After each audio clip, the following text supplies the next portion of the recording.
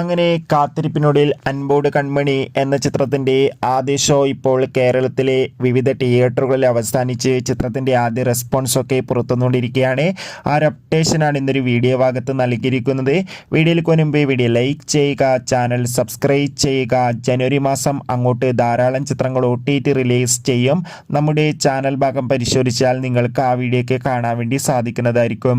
Arjun Ashokan, Anagha Narayanan, Althaf Saleem, Johnny Antony എന്നൊക്കെ പ്രധാന കഥാപാത്രങ്ങളായി ഇന്ന് റിലീസ് ചെയ്ത ചിത്രമായിരുന്നു അൻപോട് കൺമണി. ഏവരുമേറെ ആകാംക്ഷയോടെ ചിത്രത്തിൻ്റെ റിലീസിനായി കാത്തിരിക്കുകയായിരുന്നു. ഫൈനലി ചിത്രത്തിൻ്റെ ആദ്യ ഷോ ഇപ്പോൾ കേരളത്തിലെ വിവിധ തിയേറ്ററുകളിൽ അവസാനിക്കുമ്പോൾ ചിത്രത്തിൻ്റെ മികച്ച പോസിറ്റീവ് റെസ്പോൺസാണ് പുറത്തുവന്നുകൊണ്ടിരിക്കുന്നത്. ചിത്രം കാണുന്ന സിനിമാ പ്രേമികളെല്ലാവരും ഒന്നടങ്കം പറയുകയാണ് അൻപോട് കൺമണി എന്ന ചിത്രം മികച്ചൊരു ഫാമിലി കോമഡി എൻ്റർടൈൻമെൻ്റ് ആണെന്നും ചിത്രത്തിൽ അർജുൻ അശോകൻ്റെ മികച്ച അഭിനയം തന്നെ കാണാൻ വേണ്ടി സാധിക്കുന്നുണ്ടെന്നും. ബൈ.